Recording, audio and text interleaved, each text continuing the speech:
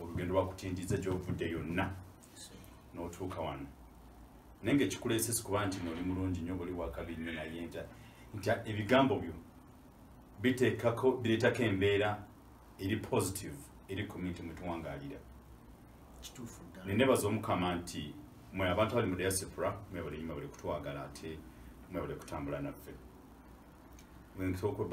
bebaliza ddala neŋŋamba omukama yebale bakuuma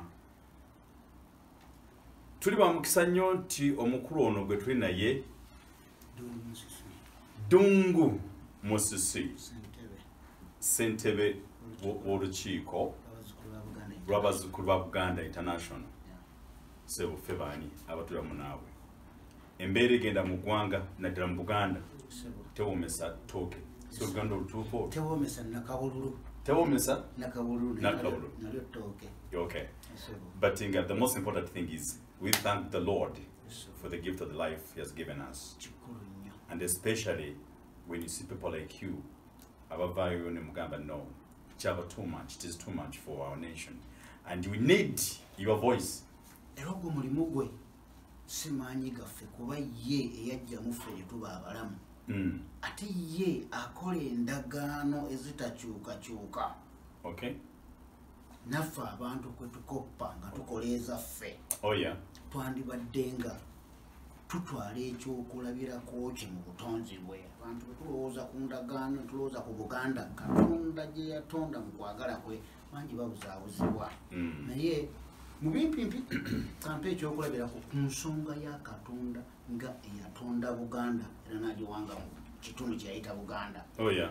Katonda bw'akuwa n'akujja ku mugongo gwa taatawo n'akutereka mu lubuto lwa maamawo awo endagaano ye naawe weetandikira bw'ojja ku nsi mu bwesige bwe mu bulungi bwe aba yakuteekerateekera engeri gy'onootambulamu n'olwekyo bw'ojja ku nsi eno n'okaaba olukaaba olusooka Katonda bwe yakoladde endagaano endagaano gwenja kukuliisa gwenja kukunywesa era gwenja kukuza kyova olaba mu ndagaano yeeyo naawe omwana bw'ajja ku nsi tewali amugamba nti maama bw'ateeka ennywanto mu kamwa tandika okunuuna ekyabantu tebakitegeera naye Katonda bw'atyo yateekawo obwakabaka bwa Buganda obutonde n'abusuubiza okubukuuma era bwakuumye okutuusa kati kitusuka okutwebaliza n'atuwekkula eri enkola yakakasa mu bwakabaka buno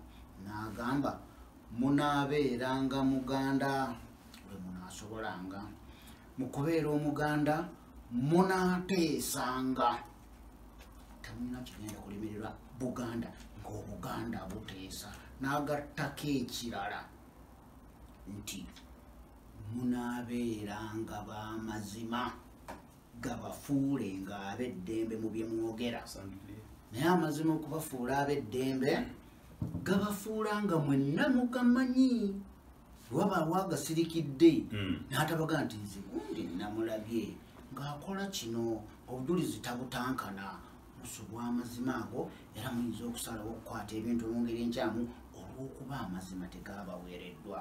Kikola bazzukulu ba Buganda International mulimu gwalwo omukulu kukubiriza Baganda buli kiseera muteese 1 2 kwesiga ennyo Katonda byonna bye mukola 3 kwe kumanya nti ng'enjogera y'Abaganda bwegenda nti Kabaka waffe maaso moogi amakulu gaakyo nti buli kitundu ekyensi yonna otandisire Buganda Uganda kati n'ensi yonna social media eyajja wabeerawo eriiso ly'Omuganda eriraba ekigenda muki kigenda maaso eriiso eryo liba lirabira Kabaka bwetukuŋŋaana ne tugamba nze Obunegaalandi nalabye kino nze Obwegindi nalabye kino bwetugatta awamu olwo afuuka maaso moogi kuba nga ffenna tulabira ye Katikkiro gwe yatukwasa ne tumubulira kye tulabye talina lwabanga talina kyalabye mu nsi yonna kituba tumuyita maaso moogi. Alright. We tugenda okutandikira ddala sebo mukulu Dungu Musisi. You know, kino it's by God's grace nga ngamba tsacha Katonda bagamba mazima galwawo ne gakola gatya gamala ne gatuuka abatwana n'abatuliza. Do you remember this? Mwali mukirabyeko anajjukira akantu kano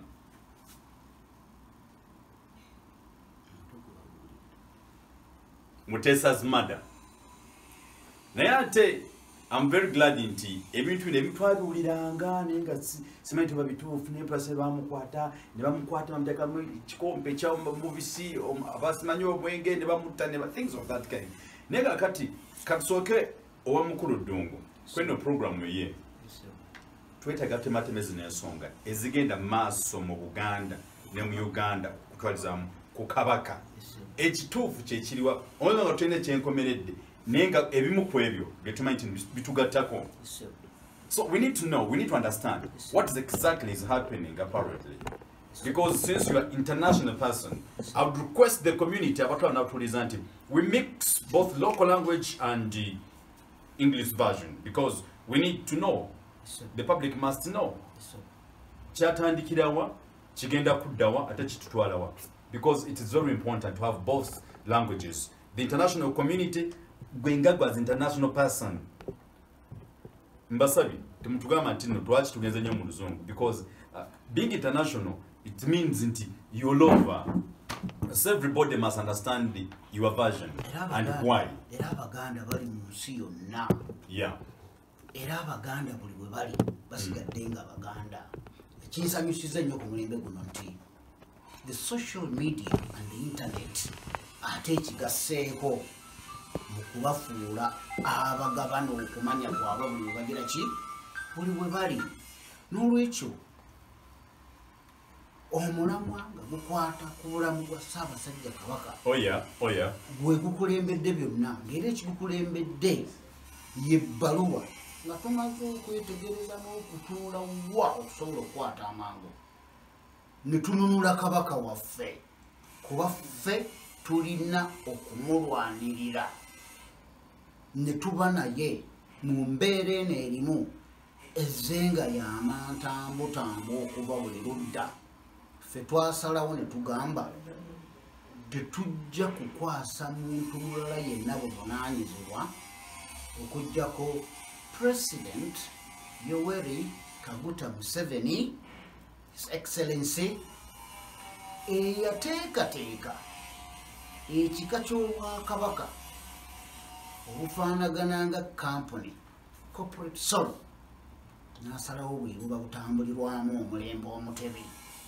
nga kumpi akikolanga kuyamba era mubalwana tukimugamba ate ayamba ni Buganda yagisangawo ng'amaze okuwangula olutalo ye mwennyini mu bigambo byayogera genda e London n'akyalako ewa omugenzi Professor Yusufu Kirondi Lule wasisinkanira ne Kabaka wa Buganda Ronald Muwenda Mutebi owookubiri abasinga gwe bagamba nti ate Museveni yamufuula Kabaka ng'amukkiriza okutikkirwa Nnaggalabi ekyawukana n'obuwangwa bwa Buganda kubanga Ssekabaka Muteesa owookubiri olwajja omukono mu ngabo omusajja munnaddiini Adrian Kivumbi Ddungu ow'Engonge yalina obusobozi obutambula mu kiseera ekyo yayimirira mu kifo kya jjajjaawe ow'Engonge n'akwata olubugo biseera ebizibu n'agenda nalwo e London Muteesa owookubiri yakisiza omukono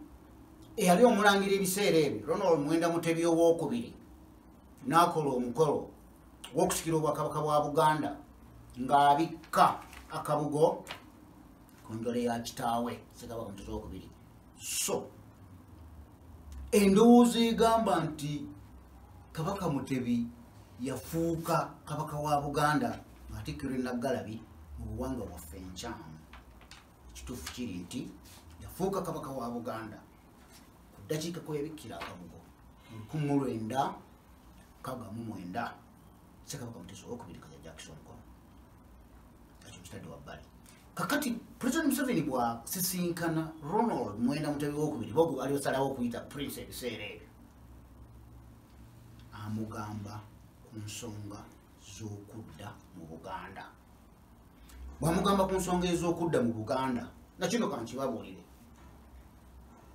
ekirowoozo abaali mu bukulembeze ebiseera ebyo kye baalina tibaali basobola n'obutalowooza ku Bwakabaka bwa Buganda. So nga bagamba Kabaka akomewo nga mulangira bulangira ng'oyo n'agamba abali mu buyinza abali n'emmundu abali balwanyi ne bawangula Yoweri Kaguta Museveni nga yabakulembedde abayekera ba NRA winjagalirawo nsi ekimanyi nti Museveni yateesa nti kabaka Ronald Muwenda Mutabali w'essaawa zino yalikomyewo nga ki just a prince. Can you imagine? Yes.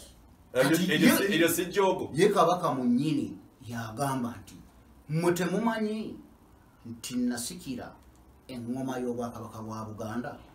Naga sijja kudda bwe kimugamba Buganda bayinza okugamba nsuddewo neeganye nzize ensi yange.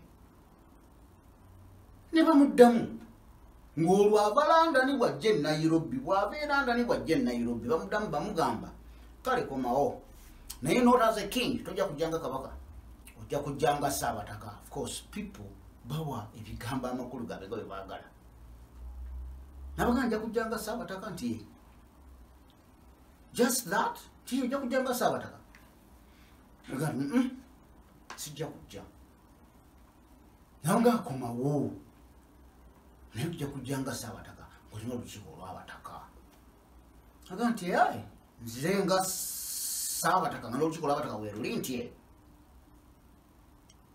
naga kale kanti tunaatandikirawo ebigambo Zeddungu Musisi wemulaba byembagamba kabaka gwe tulwanirira kati adde abitugamba nga tulina omugenzi Eridad Muliira nga tulina omugenzi Teddy Nasozi kabaka njagala nga tulina omugenzi Haji Mubiru oyo weekwe nga tulina omugenzi Haji Sekitya nga tulina omugenzi eyakafa Junju Kamulali gwe twakamala okuziika ekitosi Kalungu olwo Omutanda bamaze obasisinkana tumusisinkanye era olunaku olwo lwe twamusisinkana mutowe Walugembe yali muyinnyo ng'ali London era yasooka genda ku Jinja Road kizimbe kyawava munno yakubiranga essimu ogenda e London nga zino mobile phones tezinnajja naye yaliko atugambye mubeereewo nja kujja mbasisinkane twamusaba omusisinkana n'afuna ekirowoozo ebiseera ebyo byali byakuŋŋaanya birowoozo bya ssemateeka wa 95 nti olukiiko lw'abazzukulu ba Buganda lwagala muwa ebirowoozo bye lwagala lugende mu ssemateeka oyo era yali ayise John Katende yali akulembedde akakiiko ako kaali kabikuŋŋaanya n'abakungu bwe yajja ne bajja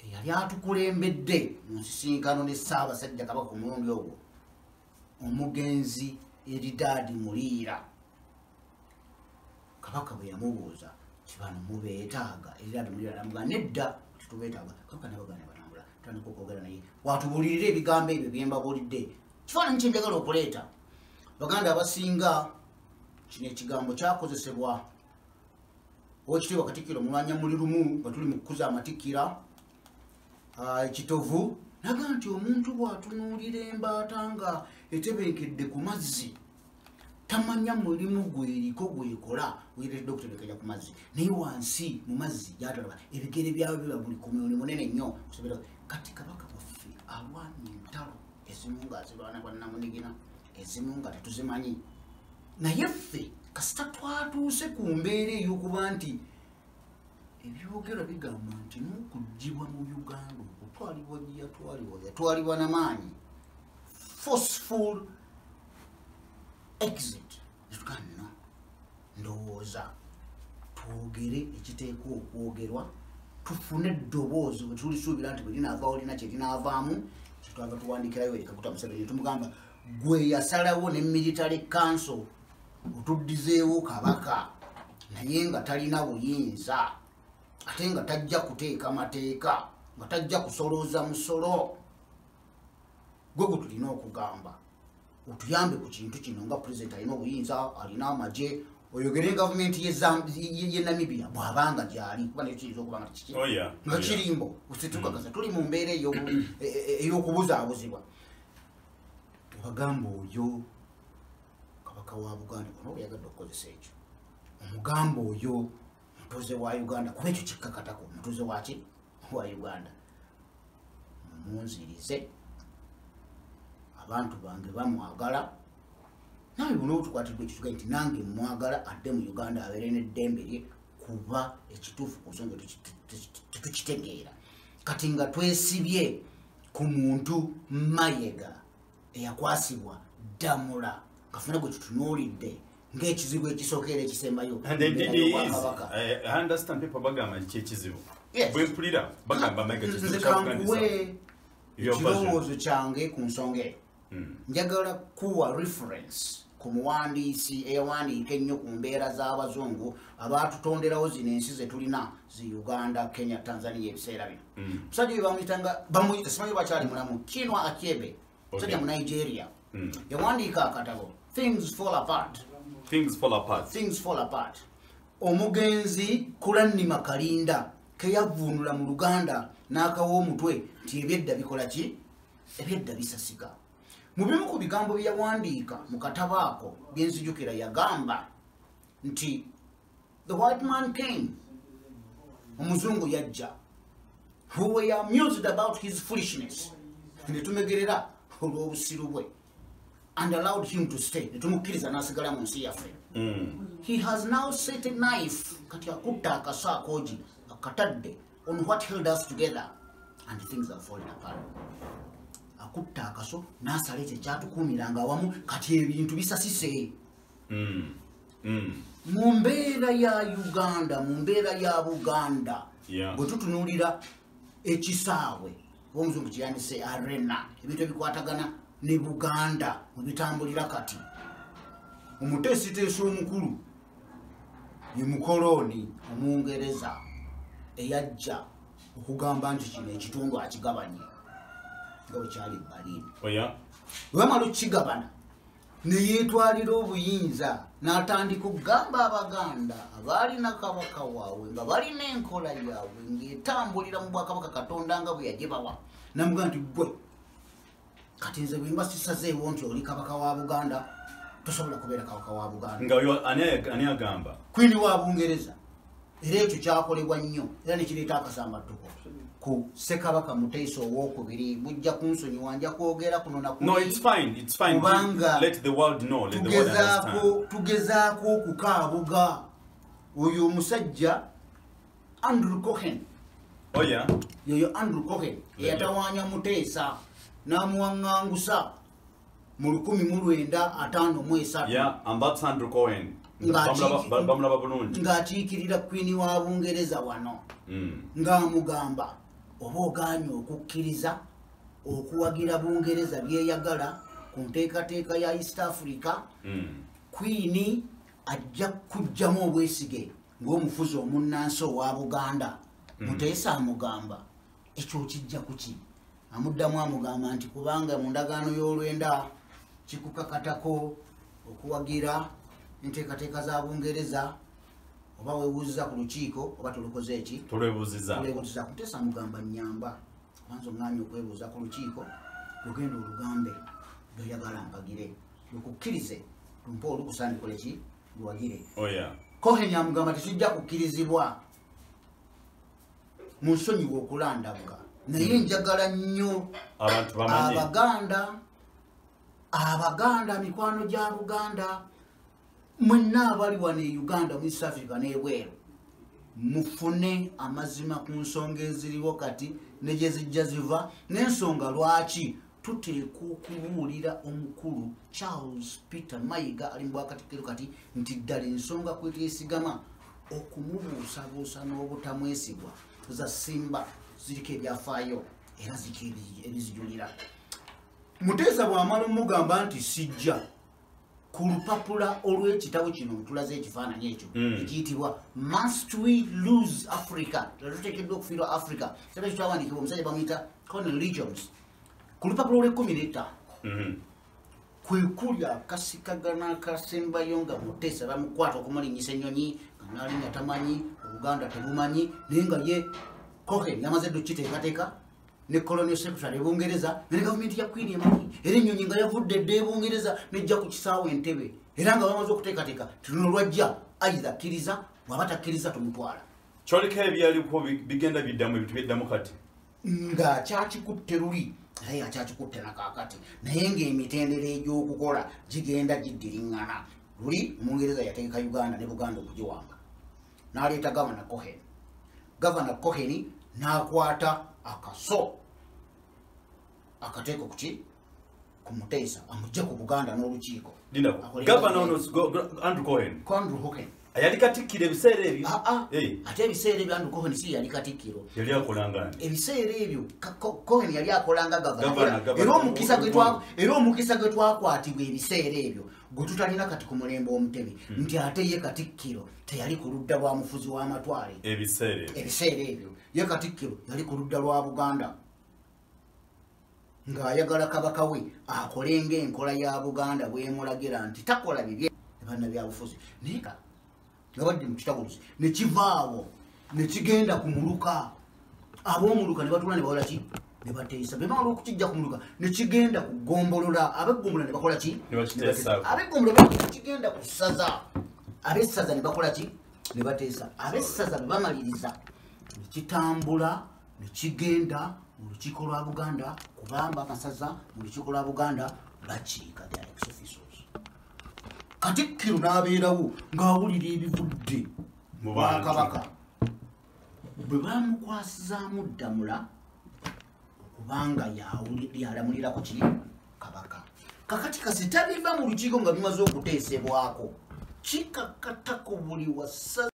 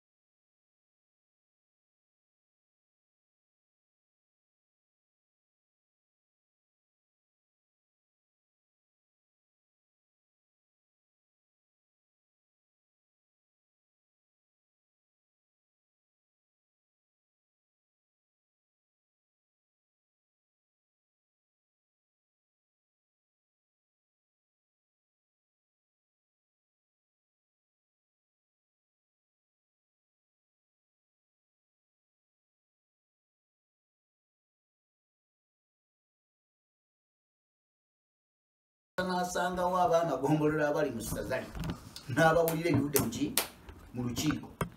Owessaza bamala okuwulira abaana gombolola kikakata ku buli wagombolola okudda ku gombolola gy'akulembera n'asangayo ab'emiruka n'ababuulira ebivudde mu lukiiko. Buli wa muluka kimukakatako ogenda ku mbuga ey'omuluka n'asangayo ab'ebyalo abatongole n'ababuulira ebivudde ku muluka. Kati abatongole baddayo ku byalo bibakolerako ng'abatongole ne babuulira abantu abali ku kyalo ekyo ebivudde mu Mengo, ne baddayo abaami bannyini maka ne baddayo ne boyogera ne bannannyini maka. Njagala ebigambo ebyo mubyawule. Ate ne kivaayo ne kiddayo. Be kiddayo Katikkiro abuuza olukiiko n'agamba Buganda busalidde. Banavuga nti Obuganda busalidde wano ku nsonga eno bugamba butya bwe buti. Kati Katikkiro Kabaka gwakwasa Ddamula amulamulireko Obuganda akwata ebyo Obuganda bikanyizaako n'abitwalira Ssaabasajja Kabaka n'amuga Ssaabasajja Kabaka bewamba okukulamulirako bwe bati bwe bagambye. Ssaabasajja Kabaka n'ayogera ekigambo ekivudde mu Buganda okwekuva enkola eya Buganda egamba nti Kabaka takola ki? Taddiwamu. Ayogedde kimateesezaako ne mukikkaanyaako. Ate kati mmwe munaavaayo mutya ate amulaba Mukama oba amuddamu nga kyayogedde kyekyo. Naye kati enkola eyo ekozesebwa bubi. nja kusalako ekintu katono kinsale nanti olaba ensi gye tulimu eno naddala Africa meba tebalina data ennaku zino era netwebaza bonna bali ku live abakusandika ebintu bagamba mukulu webale ensonga zirambudde bulungi. Kyembuuza kiribe kiti olowooza ow'ekitiibwa Peter Charles Mayiga Ddamula agikwasizza bulungi? Ekibuuzo ekyo kyesigama ku bintu ebi bibiri. Mayiga obw'ekika ky'Obwakabaka kino nakati obwateekebwateekebwa His Excellency Yoweri Kaguta Museveni naye bw'ayagala okugirawo Buganda obulinga kampuni corporate through mwakwatidde ki Damula so nga ate Abaganda ffe mu mutima gwe tulaba Kabaka tulaba Obwakabaka bwa Buganda Katonda bwe yateekateeka n'atuwa enkola kati Mayiga n'abanga ali wakati agenda ogw'enswa asavinga corporate solo oba agenda ogw'ennyama asavinga Obwakabaka bwa Buganda Katonda bwe yatonda n'ateeka mu Buganda kati bwe yakwasibwa Damula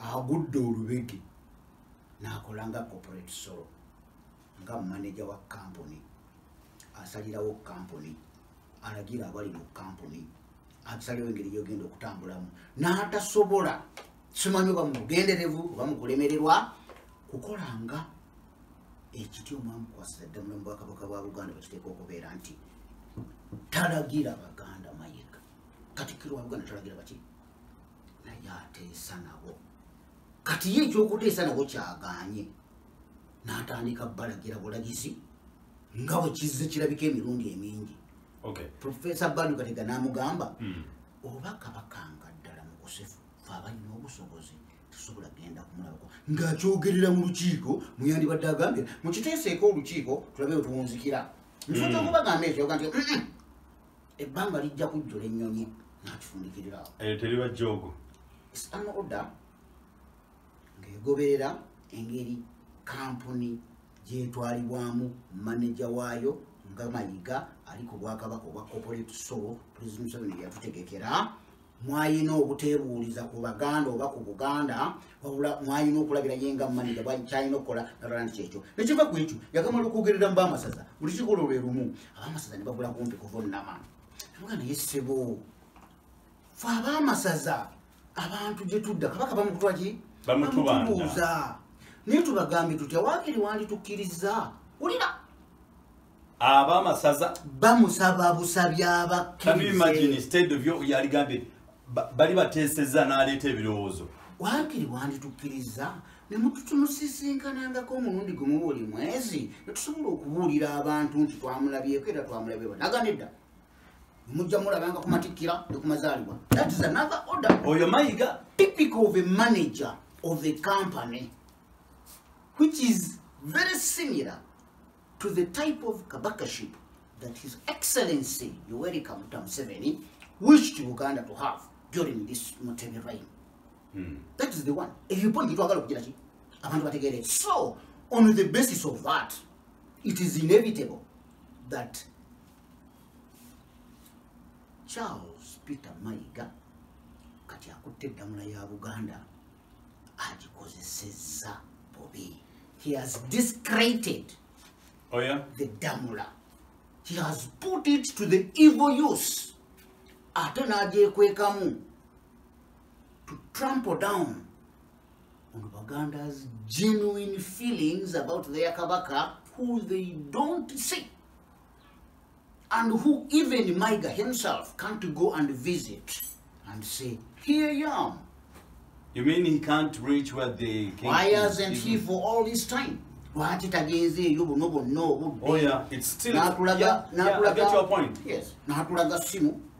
Natubuliranga bwe yamukubidde simu. Natubuliranga bwe yamwebazizanga ali ku gundi ku WhatsApp. Bwabanga Mayiga tasobola kukkiriza batakagendayo. Bwabanga Kateregga tasobola kugendayo. Bwe kiba nti tewali Muganda asobola kulaba ku Kabaka gyali kati. Tell them. Nga Bajamani, badokita, bibasalawo bo gyalina okubeera ne Mayiga nakkiriza. Ekyo twagala omubuulira nti Damula agikozesezza bubi. Ate okutya kw'Abaganda ku ngeri Mayiga gy'akozesezzaamu Damula tekuli mu bbanga. Tekuli mu bbanga. Naye Omuganda alina olugero olugamba nti yali alumiddwa ku musota. Waliwo agambye nti no Mayiga araddiisibwa Museveni. Ne bw'alaba omusota agukola ki? Agudduka. Omulimu gwa lukiiko lw'abazzukulu ba Buganda, olukiiko lwammwe Abaganda n'abatali Baganda abaagala Buganda kuba mwebali bangi. Gwe w'okutawa Baganda mu nsonga ey'okumanya kyennyanja. Twagala kubawa ddobo.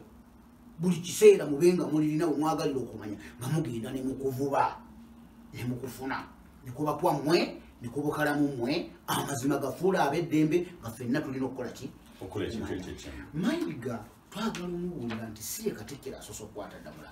Tell them. Kuba ku mulembe Omutebi eyasooka yali Joash Mayanja Nkanji, eyaddako yali Joseph Mulwanyammuli, owokusatu yali Muliika, owokuna yali Walusimbi, awo wajjangawo ambasada mwerabidde erinnya Sendawula. Kaakati Mayiga naye n'asooka gye, so si yasoose okukwata Ddamula.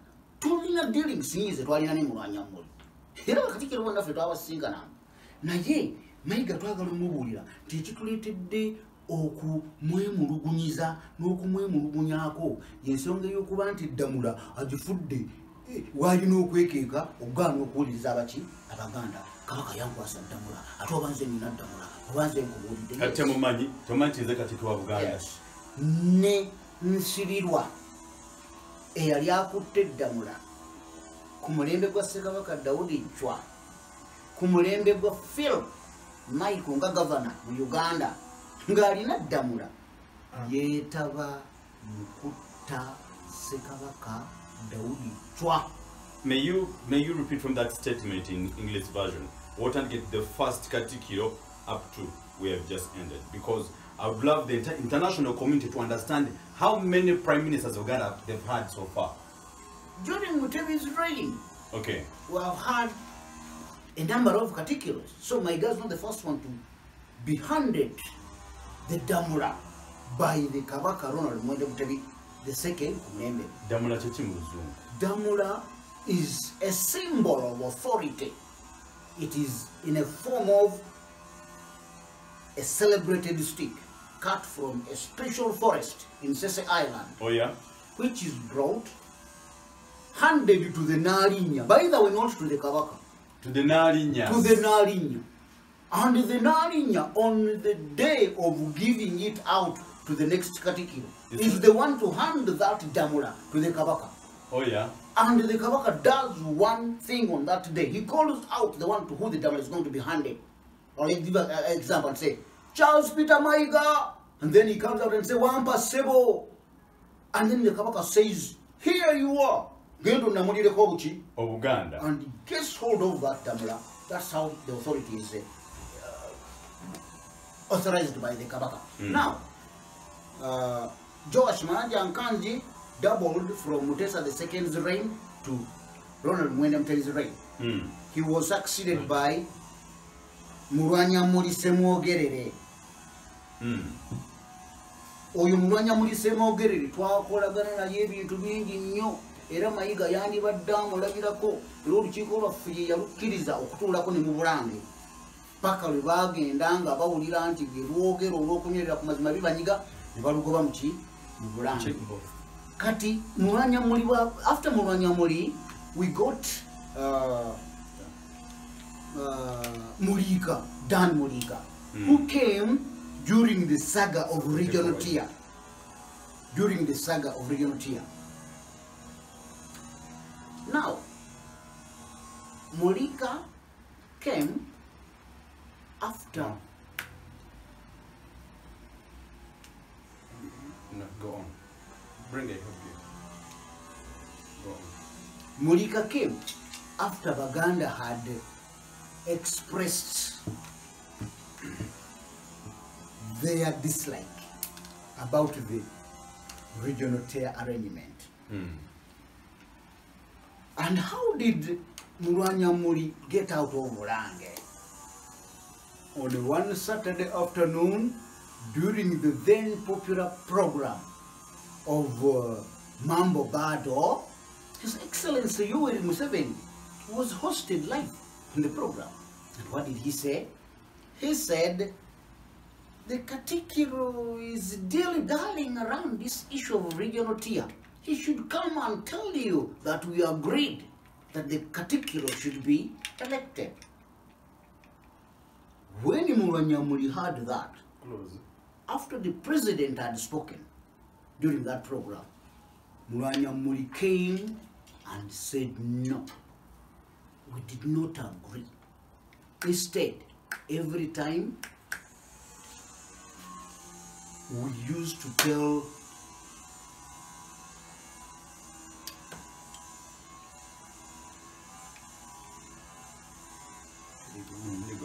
every time we used to tell His Excellency that Buganda does not like an elected Katikiro, the president used to say, you must elect the what? The Katikiro. That angered the president. People who remember those days, the next day, Wanyamori and the whole of his cabinet exited Mengo. What implication does that have? After he disagreed with the president on a program, the next day he's not in Mengo. What does that show? The president has a direct hand in the matters in Mengo. Okay? It's only during that time, people who were close and around Wanyamori, the only one who remained was Peter Maiga, still in the lower ranks. Okay? Now, why do I talk about Wanyamori? Wanyamori listened to Uganda about what Uganda felt as far as electing the Katikiro and the Unitary was what? Concerned. He told the president point blank, people don't want what you wish them to have, an elected Katikiro. So he exited. And then came Mulika, whose first mission was to guide Uganda, this time directly, to say no to the regional tier arrangement. Because one thing which was irksome in that arrangement is that when time comes and certain districts of Uganda disagree with what is going on, the president will take over the leadership of those districts. And in that very same statute or arrangement of the regional tier, a district which wants to break away from the Uganda Kingdom would. How could that be accepted by a Katikiro who wishes Uganda good? So Mwanyamori refused. And that cost him his seat in Burange as a Katikiro. And I bet central government, particularly His Excellency, after disagreeing with the Katikiro, had a hand in Mwanyamori's exit. Okay? So that is one Katikiro who held Damula, and we feel used it properly because he went by what Uganda wants. We don't want to volunteer, we don't want to volunteer, we don't want to elect Katikiro, we don't want to elect Katikiro. And time has come to indicate that actually the regional tier was organized not for the whole of Uganda, okay, but for specifically what? Uganda. Otherwise, if it was for the whole of Uganda, was it rejected in Bunyoro? Was it rejected in northern Uganda? Was it rejected in eastern Uganda? Why isn't it operating there? Okay? So, we come back to the point of your question. Is Maiga using or handling the Damula in the right way? The answer is no, and a big no, because he has refused to listen to Baganda. He has refused to tell the Kabaka what the Baganda want. If the Baganda want to talk and see the Kabaka evidentially where they are hospitals, let Maiga, who has been indicating in many publications that is the only one who can authorize the people who can see the Kabaka, go. If it means making arrangement to go with the Bataka like they went, and the Kabaka stands in a distance. And at least waves to the public. Yes, to the Bataka, not even talk to them. Okay? But it's them who command. They will be satisfied. And the Baganda will come and say, Kabaka what? But Maiga has discredited the Damula, like Mutesa wrote his book and gave it a title, Discretion of My Kingdom.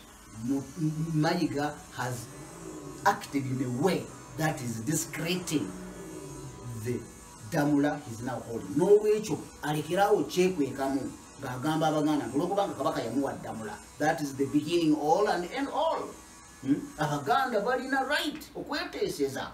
Nebamuwa bibagala nabibulira Kabaka wa babagala kumulaba amagezi gulagandisaliddwa Abaganda abantu bebesiga naddala abakulu b'ebika naddala Kasujju Lubinga naddala abasajja nga Professor Kateregga n'omu ku bamusajja bandibadde balozi nagandi yakikira musa ne bagenda ke Namibia ne bayimirira mu bisi ne bavuga nti Kabaka mumulabe uyu ye temujja kwogera naye kubanga takkirizibwa okusinziira ku basawo naye kaabawuubireko.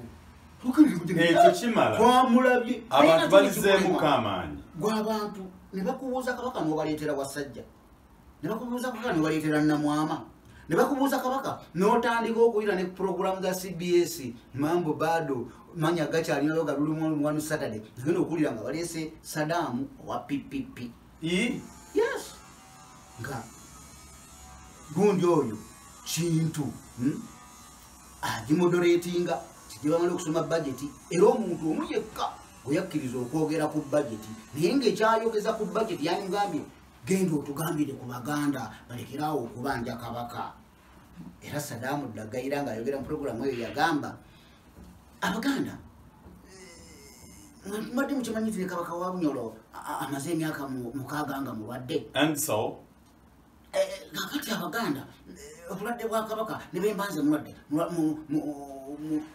muwala wange tanzijanjaba naye nze yampulikikiranga mutume Saddam era ekyo yakola kikyamu kwegatta kuba ku baganda ku nsolo kubanga ekyabunyolo n'ekyabuganda tosobola bigerageranya kati abanyolo omukama bw'abanga mukosefu balina enkola yaabwe ekwatagana n'enkwata y'ensonga z'omukama nga mukosefu era abantu abatuufu abateeko zikwatako mu bunyolo nga bwe tulina Kasujja mu Buganda nga bwe tulina abasajja abakuuma abalangira nga bwe bateeka okuba bagendayo ne balaba ku mukama ne bamala omukama mpola mpola tuvulabe obunyolo teri kuleekaana ku mbeera ya mukama obulwadde bwalimu era alabikako nagamba twamulabyeko ng'alibwa naye omukulu yatubuulidde akwatibwako nti ye kati nekikkirira bwe kityo paka mu nju z'abanyolo ddala ddala ebunyolo it is so peaceful ebuganda si bwe kiri kuba Kasujja olubinga tamulaba iyo yengeri mayiga gyakozesezaamu obubidda mulala kwe tusinzira ogamba tetumwesiga naye nabadde nkyayogera ku nsonga eriko obujulizi okulaga nti yasoose okukwata ddamula ate tekieza nti akwata ddamula tasobola gikozesa bubi katumulage ebyafaayo mu bwakabaka bwa Buganda eby'omusajja Nsibirwa eyakolagana ne Governor Michael Philip ne bakwata Ssekabaka Daudi Chwa ng'ali mu lubiri lwa nnyina e Lusaka nga Michael Philip yalagiridde dokita omweru nga banoonya Chwa abuuza yeekwesa ewa nnyina e Lusaka eyali omu ku bakulu mu lubiri e Lusaka n'abuulira Nsibirwa wano mu lubiri waliwo omugenyi atali wa bulijjo Nsibirwa n'abuulira Philip eyali gavana ne basindika dokita omuzungu n'agenda mu lubiri lwa Namasole e Lusaka ne bakwata kabaka Ssekabaka Daudi Chwa n'amaanyi bamukuba empisa ey'obutwa ku ssaawa 11 nga 21 Novemba 1939 oyo dokita n'akeera ku makya akebere ku kabaka oyo Daudi Chwa bwali ku mpisa ey'obutwa gye yamukubye bamusanga kumpi omukono yagujja dda muki mu ngabo naye mu katabo kano ku lupapula olw'29 mwe muli olugero olwo bagamba nti dokita teyafaayo nagamba nti obono gwe tusanze nga muyi tumuwe recommendation atwalibweyo paka ayogere okujjanjabwako bamuleka n'afa Nsibirwa yali mu nteekateeka eyo mu lukwo olwo olw'okutta Ssekabaka Nsibirwa yali katikkiro olw'okutta Ssekabaka Daudi Chwa yalina ddamula Charles Peter Mayiga olw'ebirimbo byetugambye n'obutaba mu nsimbi n'okugezaako n'okuba nti tolina yadde eddoboozi erimu ly'owuliriza n'otuuka ku nkomerero nga n'abataka gwe obagaanye olwa gwe ovuddeko bagana okulaba gundi okulaba Ssaabasajja Kabaka gy'ali tukutwalira mu kiso ekikwatiddwa okusala ebigatta Buganda okusala kabaka waffe kyetuva tugamba pulezidenti Yoweri Museveni bwe tukkiriza yateeka kino one. But sometimes people say Mr. Museveni is also another problem of the country. He is, so in a way. If it's the problem of the country, I don't see how we can save the king when you're requesting the problem to solve the problem. It's not a problem solving the problem. It is a way of insisting on one who has denied hand in the matter and responsibility in the matter to be told you are an issue in the matter. So play your role if you want. If you decide to remain that much bad wishing, then don't. Oh, Jesus. But you have to say it, so that that also comes to pass. Otherwise, people may tell you, Maragana Tamachimanya to Ainama Demo Uganda, President Museveni. Tamachimanya to President Yaino Yinza, Yalina Simpe. Tamachimanya to President Museveni, as well as Colorado Hotel, the government in Namibia. Kabaka Nadziwayo, Obanada, Ratamchimanya Kabaka, Yawat's Mango Security, Zengati Yadikis, Akubera Yaviro, Seram Kabaka, President Museveni, Kanagama, my government, as well as Kuberayo, no Bakaka is a Bugama to Kono, and Yatin, Chitufatu Mugamba, for only one thing. Urambwachi, yes, we can't sacrifice him for anything. Chitufatu Mugamba, President Museveni, Pichimani, the Dada, and Songo di Mani, Ero Girimu, Nayo food, we food the chase, the Kunsonge, okay. Chitufatu Agara, Okwati Wekisa. Okwati Wechi, Echisa, Jirema Ige Mengo, Wachira, Kakaka, Tata Mokorachi, Kumulabako, Tankara Mulabako, Umaru Mujayo, Utijiro Kabaka Wafe, Namibia, Kubagoso Koragana sequence. Okay. Wano echina didira tunachiraba nechisoka tumwagala wanonga muchi ngamulamu go ino osoboza kuchikola chikirizo chikole wachikano chikole tumanyiti tetwa tuchikoze kwa there's a very interesting part. Yes, there's a very interesting part indigala kuboza kuna batula babaliko what you have to do be sharing the content, tell the public that we are on kumukuru ono aina edobozi detwali agado okulira and things of that kind. Yes. My question is, yes, if you believe, yes, Mr. Museveni, yes, aina amani, yes, agajjao kugamba Charles Peter Mayiga, please kindly, ngo mutanda kukoi ngawe yanyiga ni mulwanya muli nga mulumiriza nti fete tukirizaganya ko katikiro munondi tungamba okulira abaganda nga bogamba twakigana muntu kisibako. Now don't you think, yes, Mr. Museveni, yes, I'm not binabigamba bino sibyangi, yes, don't misquote me abampuliza mwina wherever you are.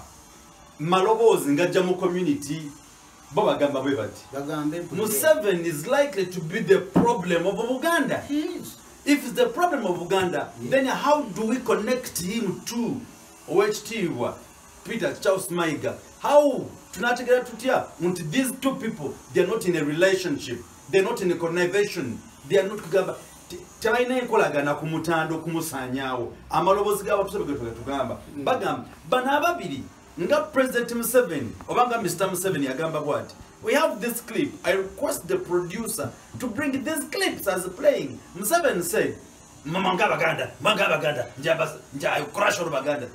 Have you heard that statement? If you had that statement, then how do we connect the problem, solve the problem? Yeah.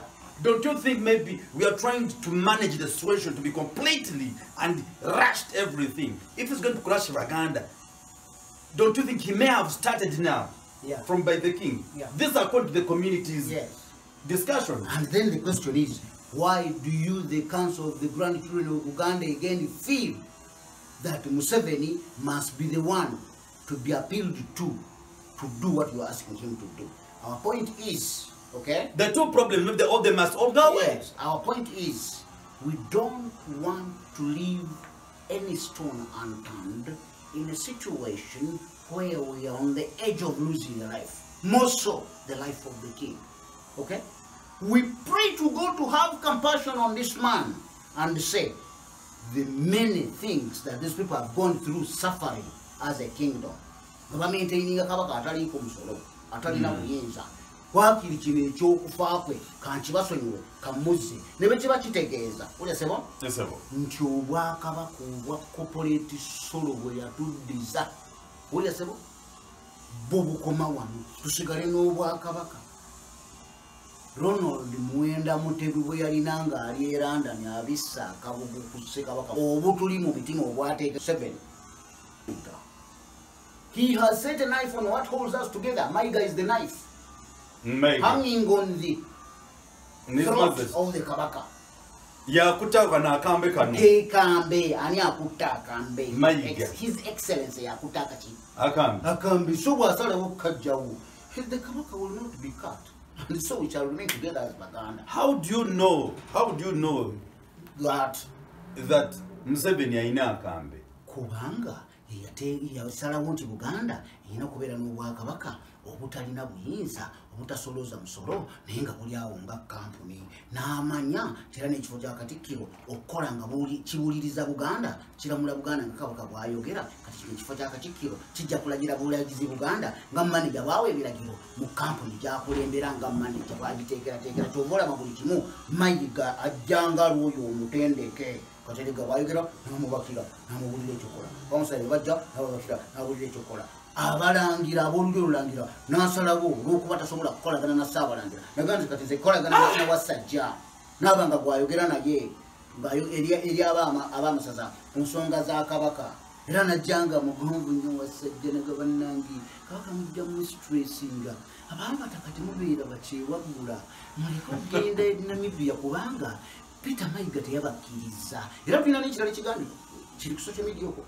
nti Mayiga ali omuba tekebwa ku lukangaga oba ku lukalala ng'omu ku ba next of kin His Majesty Ronald Mwenda Mutego waki we want this authentically put to public tukijemu omuzanyo Mayiga asaaga ng'ayita Kabaka taatawo era nga yeeyita mukulu waffe kuba bamugwasa ddamula yakukulira naye ffe Kabaka si taata waffe Kabaka waffe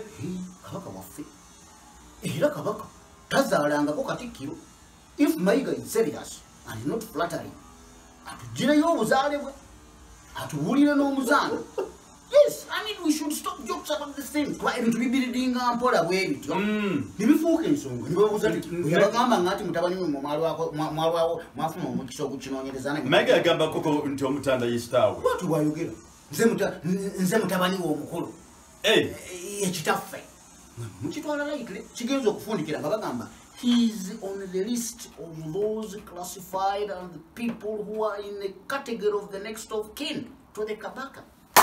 You see? But people do copy. I don't know we should stop taking it lightly. But this is the serious point. Yes. Let people write to Mayiga bamugambe Mayiga tubuulire obuzaale bwo n'engeri gy'oli omutabani wa Kabaka addemu obaagaane kyetuva tugamba President Museveni faanagana Mayiga will the Council of the Grand Children of Uganda hold particular individuals responsible. What was this? Who is Wasajja in Uganda? Wasajja, as have generally come to be formed, is among the princes.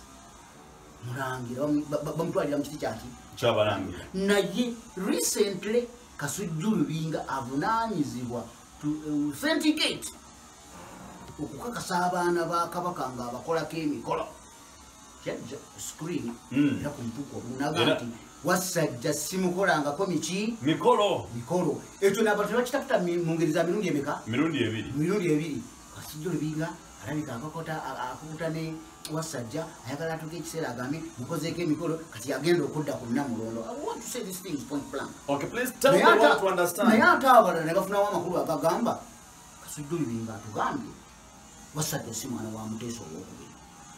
Those two can fit in depending on what added evidence after research. Tovolaba Mayiga tugamba, please, come clean with the records. You know why I'm smiling, but I don't know. I'm smiling with pain. Nabaga nebibi sekero. Yes. Kakati gabo tulo musajjo ibyaddala. Boyogera botu yachogerako nakyulira. Bitwala nti bya lusago kubanga ekimu bazisagala bitwala bya lusago. Ebintu bino zino envize mulabo. Enjeru zino. Nzimeredde mu nsonga za Buganda. Ebigambo byembagambye Kabaka nga bamugamba okuddanga mulangira tebyambuulirwa yabyogera atudde mu ntebe ng'eno gyemulaba gye ntuddemu nga nfukamidde wansi. Olwo olugero lwama mwagala ndubaddire tetwagala kuleka baana ba Buganda abayaayaanira Kabaka waabwe abakaaba amazigo olwa Kabaka baabwe nga bamukaabira nga bali mu kibulu tebazibula. Twagala okubawa amazima tubawe ebikwatibwako ebize nga byogera nga bikolebwa babeere n'amazima mutima ne bwe banaatuula obutuuzi ne bagala leero tetujja kulya tusobola okuwangula olutalo oluza Kabaka waffe naye nga bamanya amazima tebabuzaabuzibwa kuba babakola manasiima n'okuba nti abataka abakulembeze be bayita ab'ennamango abiri kabaka bwadda ku luno aleme kugibwawo third party ng'omuti bwe yagira ki byakola this time round bamufuule muzibu nnyo eri abaganda atalina mugaso akyafuwadde nnyo babaganda benyininyini bamukwate bamukole ki bamugirewo ng'abafalansa bwe bakola ate bali b'engeri gyebayigamba nti bamukola ki kyovuula bakabaka bamutaddeko kazambi mungi nnyo abayagala abaganda bamwetamwe atunze ettaka ly'ekasubi atunze bumera ani ono atunze Butikiro alese bulubiri master plan yagala bazimbimu amagi amasinzizo woteeri ebisawe ebinyonyi byonna babiteeka kabaka banyiza abaganda bakintu kabaka ni Buganda ako mukulu kambuze kana katono mbuza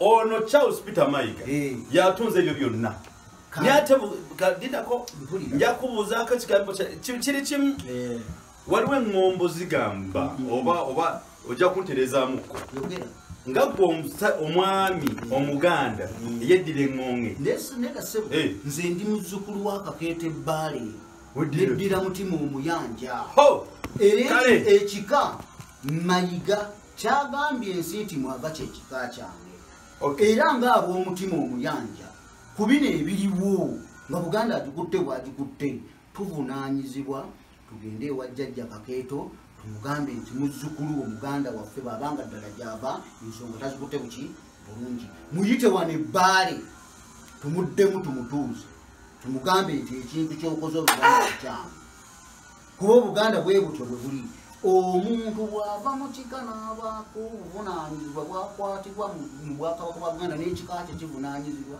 era byakola obubi n'ekika ky'edda nga basobola n'okiyigga mu Buganda katubuuze ekibuzo kiba kiti omuganda agamba bw'ati ab'emitima mukola muki mu Paris ffe tuli bavubi ba Kabaka mwe bavubi esebo mwe muleetera ekyokulya ffe tumuvubira ebyennyanja olukka ennyanja n'enkanga mwe muvuba esebo omuganda yagamba bw'ati esebo alikabya kabaka amaziga esebo ali mukabya ki omusaayi waligwa ate si yasooka okugwa naye ogamba nti wendigwa nze nsooka kugwa naye nasooka agwa kabaka essaawa zino ali mu maziga musajja wattu era tetumanyi kutulumiza kwalimu ng'okakasa ekyo kyali mu maziga naye kangoleka omala okubuza ekibuzo kyekulya kimu essaawa zino nkiwa nti ali mu maziga ali mu psychological torture ali mu physical torture ngaffe bwe tuli mental torture buli kimu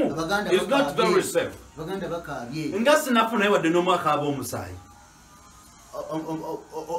akaabizibwa omusaayi ku mulembe guno bwe twogera olugero nti alikaabya kabaka amaziga tuli mukaabya omuki omusaayi kye baali basuubira nti Abaganda bo bennyini bagenda kwigirawo kabaka waabwe tumuwone nga bemukoze ki be bamuggyeewo ne kituuka ekiseera nga kifo ky'okumuggyawo ate kwa Abaganda beekozeemu omulimu ebweru wa Uganda munda mu Uganda mu bato mu bakulu abatala n'abakazi babanja Buganda eryo ffumu eribamala kw'amaanyi ge baali bataddemu mu kumutamya tumuggyewo olya ssebo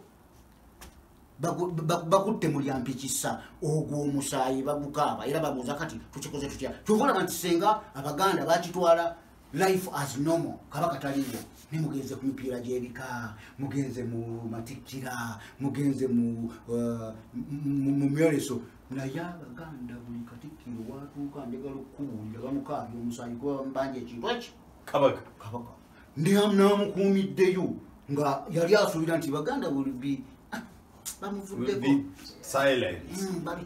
baganye seba ogwo omusaayi gwe wootuukira okubeera ne bakatikkira abo basatu abanyuka bakatikkirwa neka basatu naye ng'ogenda okwogera eri ab'amasaza toyina n'omu gw'obeera naye olira ogenda oyogera ab'amasaza ng'olina kunoonya wassajja oba oyogera naye waani ab'amasaza okukuba musaayi omuganda ayinza okusirika naye ng'akwesambye ekisagala kirumamu bakatikkira abo bambyuka bamwesambye era kati njagala kina kino kigamba kyogere nga ensi ewulira olira Mayiga bw'ataava Emmengo Mengo ejja musegulira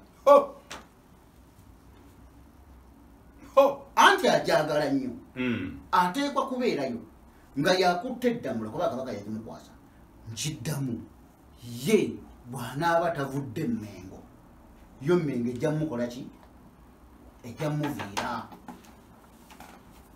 n'olwekyo ogwo gwe musaayi gw'ombuuzizza balumye ejjiiko nga bwe bagamba nti omulwadde alumye ejjiiko balemeddeko bonna oba oyagala kulaba kyekyo kati ekiddirira katukira naye nze nkiddamu Museveni yalina okufuna ensonga eno okulaba nti ye yasiba embuzi mu mugwa n'atuddiza kabaka bw'aba yamuzza mubonyaabonya mu mbeera eno kyeyamuddizaamu akitwale kanjogere nga kyange bwe yayogera Kyatumiza amakozi. Naye amuleka abeere mulamu amuzzenga muki? N'olwekyo nga ngenda mu maaso n'okwongera okulaga embeera eyo ku kabaka ono owookubiri kuba abantu bagamba emituyogera bugizi naye abaana ab'amasomero abali e London kino ekitabo mukinoonye mukigule n'omusajja eyakiwandiika records z'Abangereza ze baasalawo okufuula public nga byali byama ebyo ebitongole byabwe ebikesi mwe bali era ne mwogere mu bisome mu kifo ky'okwogera obwogezi mu bigabane bano abatukola bye batukola bamanye nti babitukola nga tubimanye era nga tulina obukakafu bagende mu maaso na kubitukola naye nga tebabikola bakimbuyege abalinga obulina obutandazibula bamanyi tebakitukola tulaki tulaba kubanga Muteesa oyo okumutta era mu kitabo kino kaba kino bwe kiri Akena Adoko ne gavumenti ya Bungereza yattani Muteesa ono Akena Adoko kazini w'Obote eyatendekebwa Bungereza mu bukesi Bungereza n'emutuma agenda agibegera abaki Abamerika mu biseera ebyo nga Abamerika nabo And this is another untold story for real. Yes, Abamerika balowooza titewali muddugavu bayinza basindikamu n'abakola ki n'ababega naye the British moved ahead of them ne babawaayo abasindisa Akena Adoko n'ababega bw'avaayo ng'amaze obbabega adda asomye obukesi n'amateeka bwadde e Bungereza awulira nga kazini we Obote ye prime minister wa Uganda amaze okugoba Muteesa mu Lubiri. I even contend nti Obote si ye yagoba Muteesa mu Lubiri. Abangereza bakkiriza Obote agobe Muteesa mu Lubiri. Era si yabanguwa mu Lubiri. Ate lwaki Abangereza bagamba Muteesa Obote agobe Muteesa mu Lubiri? They had two reasons. Ensonga esooka Buganda yali buli kintu kyonna kikwatagana nayo ne Bungereza nga kirimu buki buwandiike. Ekyokubiri ng'irina n'ebirabwako mutwayinza okugamba kintu ky'Ababongereza ky'Ababongereza ng'Abangereza bo ng'abaali baludde mu kufuga ab'amatwale abalengera ewala abamanyi ebirijja mu maaso nga batunuulidde Muteesa baga nti obusajja buno emyaka ne bigiri basatu obaana bugenda kutuwaabira busaze. So Obote ekyamutwala mu Lubiri is to destroy documentary and physical evidence for the British. Untold story, you story, but this is Jimani, and that's very. Era Abangereza Muteesa obwatuuka e London ng'Obote amugobe wano bamuwa condition egi emu bamugamba kkiriza gavumenti gy'olese Uganda bw'onogikkiriza nti ntuufu naawe ogyogera Bungereza ejja kuwa buli kyoyagala. Muteesa n'abagamba sijja ne bamuleka mu bulamu obw'obwavu bw'okulwana naki n'embeera. Akena Adoko agamba Abangereza gavumenti ya Bungereza nababegera Abamerika bwe namala obbabega ebyammwe ne biyitamu bulungi kale nabakolera obulimu obwo nange munsasule n'abamubuuza ebala tusasule munzikirize nzite Muteesa tugamba gavumenti ya Bungereza read people read. Okay, that's bwe bamugamba nti bw'ababuuza nti munzikirize Muteesa ne bagamba nti mumutte genda mu kitabo kino Muteesa's Murder. Where can people find this book? Ye kiri mu Aristo. Naye kati bwe twogera bino ate bagenda kijjali kyonna. Ajala kigaana okuddamu kubira police. Tusigazenga bw'oto yasobola kufuna kopi ya master disiri esooka. Kati tubyogera naye waliwo ate ebintu naye nga kino twakigula mu Aristo. Olaba ng'oyogedde bw'oti ebigambo bikulu nnyo. Era twagambye nti you being an international person. Ekitiibwa kya Mukama. You big international person. Yes, sir. And please, may you again repeat the same statement in English version. After Akena Adoko, yes, was sent by the British to America on espionage missions, which missions Akena Adoko did perfectly for Scotland Yard and the British government. On return to Britain, Akena Adoko was given another level as a barrister.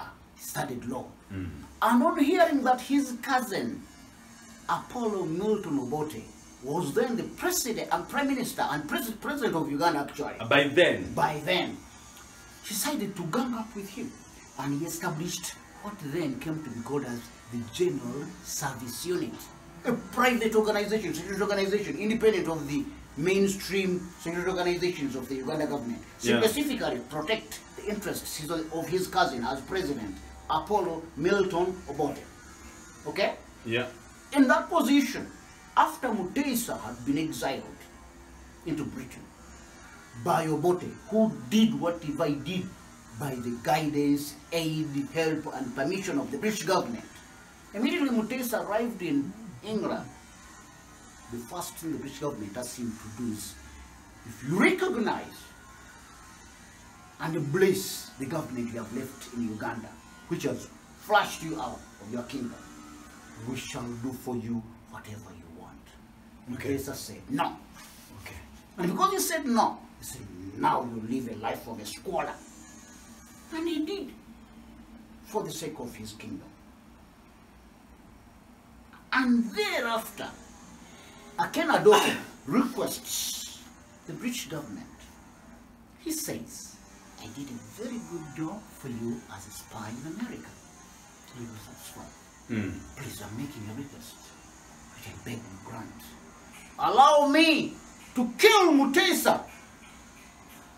That was Akhenaton's request. The cousin of former president of Uganda, that is Apollo Milton Obote. Okay? Oh, yeah. The British government said, go ahead. Go ahead. Complete your mission. Complete your mission. If you want to know... Now, before you proceed, Yeah. if the British, or the Queen, whatever, had refused. If they had refused. No. Don't... There's no way Mutesa would have been killed. There's no way. There's no way. If Museveni refuses the Kabaka of Uganda to be treated like the way he's treated now, Maiga can't do it. Absolutely. He can't. But because he turns a blind eye, and while Maiga does it and said, what, yes, quickly, nicely. This is our feeling. And we are true to it. So Maiga can do whatever he wants. There must be connivance. Claim to be the next of kin, claim to be, he can't allow the Luchiko, he can't allow the Bataka, he can't allow the Barangira, he can't allow anybody to go and see the Kabaka. Even his children. People get mistaken. They begin talking about Sangaliambogo.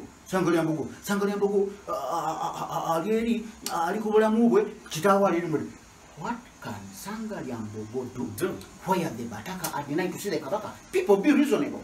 Sangaliambogo mukazi twakoleki nali munaku ya kitawe mulinga bamudulira n'obutulizi akoleki Sangaliambogo yandibadde ati nga bataka babagambye gendayo yatuuka yati obeera bwe weeteke mu ngatto ze kakati kyenvudde gamba nti singa gavumenti ya Bungereza yasalawo okuwa omusajja ono obukuumi olya Akhenaton yali talina waamukira naye olw'okuba yamuwaayo ng'obujulizi bwe buzze gavumenti yaweerwako Mutesa bamutta. I don't know what is happening with Mutebi now. I really don't know. So njiri kabaka wange Mutebi nejali simanyi. So Museveni come as president and capable of handling diplomatic relations. Save us. Kubuyinza kubuyinza. Era Mayiga byakolanga tomukkiriza ng'obiganye tasobola bikola wadde dakiika. It's unfortunate in terms of happening. Bagamba nti omuggo omubi. Abaganda tugera oligo nti omuggo omuki? Omubi. Gukwasa ku nkanaga. Enkanaga goba mutinde yinga gulika amaggwa gafumita okukamala. Naye omuggabe goba kukutwala. Ngakangumira obulumi obw'engalo. Mukwateko amazzi galikola ki? Naye nga gakufumita. Tusaba President Yoweri Kaguta Museveni akuddize kabaka waffe ajje Mayiga Mengo kuba ne kabaka waffe okudda nalaba ku Mayiga tusobera nti kimusitressinga. Obuganda kabaka wadde obubonero bungi nnyo. Mikolo n'agaana gigendako. Wamaze okugaana gigendako. Bwe batandise omugamba nti atunda ebintu bya Buganda ye mwennyini ne yeesitukira n'agenda e Mulongo. Mujjukira ka vidiyo ako akabalaga kemwalaba nga ali e Mulongo nga akwizinga omuntu gwe bayita owa Buganda Land ki nga yamwebuuliza mwennyini tugamba naye bannaffe abo abali awo abazimba abo baani abo nga sibamanyi. Ono owa Buganda Land Board amuddamu amugamba omanyi Ssaabasajja Kabaka wano waliwo ow'eddiini yatiro nagamba oyo ow'eddiini mumanyi yatiro mukola ki mumanyi naye kyenkubuuza abo abazimba abo baani abo onowabugana nadyo boda mudamu manyi Ssaabasajja Kabaka kakati abo abaliwo babakkiriza okuzimba naye kakati Uganda Land Board bwe yajja eyagala bafunira abalala bagenda kuza amuddamu amubuuza kwegamba mu luzungu kitegeeza nti ekyo kyebaliko kyebazimba kiri temporary buli addamu ye Ssaabasajja Kabaka namugamba ekyo kyembadde njagala okukola ki okumanya ne beeyogera maaso Abaganda Kabaka yali abawa bubaka kimu encounter yali abagamba ne Buganda Land Board byekola tebikwatagana na byemanyi webaali batandise n'omugamba nti yeyakkiriza atonde mu bira bamusiimya nammwe olw'okuba mwakimanyira kusiimya temukimanyiyo nti oluusi ebyabwe ate basobola bibasiimiza bwe babiteeka nti Kabaka yabisikoleza eki yabisiimi babisizaawo awo ekyo yali abalaga n'atandika okugenda ng'atambula bwe yali awulira ng'avaayo Abaganda mulabe mutegeere bamusibako byatakoze mumukyawe kati ku nsonga eyo Abaganda mwenna buli we muli mu kuluma okw'ekitalo tulina okugamba pulezidenti abeeko kyayogera saagala kugamba lukiiko lw'abazzukulu ba Buganda bokka kuba si lwe lukwatibwamu abatutulamu n'abatutulamu naati lukiiko lw'Abaganda bonna buli Muganda n'abatali Baganda bajja kambabwa ekyafaayo olukiiko luno nga tuteeka okuwaayo ebirowoozo by'odoki waliwo omusajja nga bamuyita musajja Munyolo Christopher Sabiti yavanga ehoyima buli lunaku najja n'atuula mu lukiiko luno era bwe munaagenda okugeraageranya ebirowoozo ebyaweebwa mu kakiiko k'odoki ebyava e Bunyolo n'ebyava mu Buganda Kajoni Katende byatuweerayo ng'Abaganda ojja kwewuunya Abanyolo bye baasoma muddeyo muliko kati Omunyolo yakola atya twatuulanga naye era nga tuteesa naye mu lukiiko era nga ajja buli lwakubiri era bye twakkiriziganya naye mu lukiiko ye n'abikwata n'abitwala e Bunyolo n'awa contribution eyawa ku birowoozo bye era Abanyolo ne bawa ebirowoozo mu kakiiko k'odoki genda obisome ogeraageranye ne Katende bye yawaayo ku lwa Buganda muddeyo mu bisome kakati obuzibu nti Buganda yateerwawo abagikwata bagikozese Buganda yeetayagala naye gavumenti eyawakati byekola ki beyagala ekyo kyatandikibwa mu lulembe gwa Kapere Lugadi Captain ki Lugadi era awo we watandikira enjogera Mengo lwaki tebagamba Buganda naye manyi lwaki kyajja Mengo nga Mwanga amaze okulwana n'Abakapere Lugadi abakoloni batwala Buganda amaze okugaana endagaano y'olwendo giteekako omukono ng'ababuuza mmwe Abazungu mmwe bajja kulya nsi yange sijja giteekako omukono Abazungu ne bakwata Abaganda ne babaawulayawulamu lwakati ne bano bwe bayagala otwawulayawulamu ne bana Abaganda nti bawuuninga Abazungu baagamba Abaganda mwe muli Bawarabu kubanga muli Basiraamu ne bagamba ekitundu ekirala mwe muli Bangereza kuba muli Baprotestanti ne bagamba awulala mwe muli Bafalansa kuba muli Bakatuliki ne baddira bye bayita Abangereza wali wagambye tono John Katende mutemu nnyo ne baddira Abaganda be bayita Abakatuliki ne babawa emmundu ne baddira Abaganda be bayita Abaprotestanti ne babagira ki bemmundu ne bagamba oyo totta Muganda muno odda Mukatuliki oyo totta Muganda muno odda Muprotestanti oyo totta Muganda muno odda Musiraamu Abaganda ne beegoya mu biseera ebyo nga Mwanga balina basigadde nabo bo basigadde ne Kabaka waabwe balwanyisa bali be bamala okumuwangula nga Mwanga bamukutta okuveera ngoneka abaleego waabwe kuba bali bamaze okwegatta kabona balwanira omu balwanyisa Muzungu babaleese wano Mwanga yeegayirira Katikkiro tunatera okumaliriza tubuza dakika zaffe ntono nnyo ku program effe olunaku olwaleero naye nga we total appreciate mukulu Dungu Musisi naye teweebaza nze olw'ensonga enkulu yiino bino byenjogera olukiiko lw'abazzukulu lukola ki luteesa ate sinze ensoosa okubeera ssentebe waalwo lwatandika ne Joash Mayanja Nkanji ne luddako Gerese Munkonge ne luddako Kafeero Mbaziira ne luddako Joseph Nyanja ne luddako Jjunju Kamulali ne luddako Abiasali Byego ne luddako Kasolo Beeni bulya ssebo kati nange bwe kujja n'olwekyo olukiiko luteesa bwe luteesa nze n'enjogera birikoze ki ebivuddemu ate sinze ensembayo era sinze ensooka mu kumanya bulya ssebo naye nga bwe nkugambye nti Mengo okwawulibwa ku Uganda kati kitono nnyo abantu abamanyi kyekyava naye nga njogera wano nga neebaza abaganda bonna ku social media mukoze omulimu muteesezza mukoze mutya newankubadde abamu mukozesezza obusungu ate ne muvuma naye mbakuutira munywerere ku nsonga mugirambika abantu bamanye bano betubuulira bebanaawulira ngaensonga tuzimanyi bulungi mukama yinza okuyisizaawo okunoonyeza bakwatibwa kuntu naye Apollo Kaggwa bamaze okukwata Mwanga amugamba basajja bange nammwe muvuddemu. Apollo Kaggwa agamba Mwanga genda tukoye entalo zogenda bakutwale bakwata Mwanga bamutwale Seychelles. Mwanga Ssekabaka Mwanga bamutwale Seychelles. Omusajja yawandiika ebintu ebyo bamuyita Kyajjaffe wuuyi Magambo Dr. Michael Magambo abadde abeera nsimbi ziwome wali mubukoto ye musajja yatandika tissue culture wano egindi ebuloba mukulima Michael Magambo awandiika ku Ssekabaka Mwanga n'entale ezaaliwo mu biseera ebyo si yekka yaziwandiiseeko naye tulina ne Professor Sserwanga Lunyigo the struggle for land in Uganda between 1888 and 2005 nako mukafune mukasome yesebo ono yakubuulira engeri Apollo Kaggwa yeyabonyaabonyaamu Ssekabaka Mwanga bamutambuza mu nguudo za Kampala muno ng'ali ku bigere abagamba bannange kasajja bange bemukutte mundeke mbalabeko papa itojja nambalaba bamutwale Seychelles bagenda omuzamba nki naye ekikwewuunyisa abasajja bano ate Apollo Kaggwa yafa agenda Nairobi kuwaabira bagavana naye abaali batandise omukola ki omuyisa obubi kati tetulina okumanya nti Peter Mayiga Basse is not the beginning all and the end all. Is not alpha and omega of categorship. Mengo yafuuka ekizibu olw'okubanga obwakabaka bwe baatuddiza buli akwata ddamula busobola omufuula omuzibu okuggyako abasajja abatono ennyo abakwatibwa ddamula ero nga Mugwanya Mmuli ne Dan Muliikawo abasololi baganda edda kijja genda eri yakusigala ku bwaki ku bwakabaka otherwise enteekateeka okuva omuzungu lwe yajja yali egamba nti mu buli kifo ky'obukulembeze mu Buganda muteekeemu oyo anaafa ebya Buganda so gisitula tusobole okugenda nga tugifa ebyakutisho paka lweneggwerawo ki that is the arrangement.